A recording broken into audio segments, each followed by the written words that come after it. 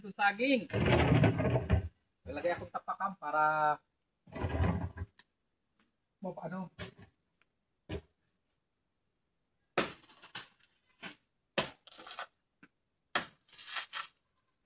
Malapit lang sa bahay to mga idol. Kaya lang ayaw mo.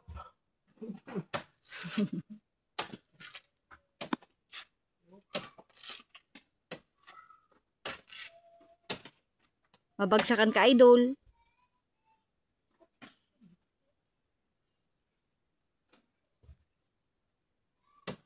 Oops, yap.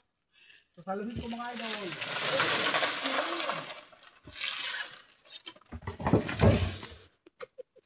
Huhulog ako mga idol. Yep, ayun. So, mga idol, may inanuhan na kasi siya ng ibon. So, kaya kukunin ko na. So, malapit na rin siya magano. Parang nagdidilaw na siya.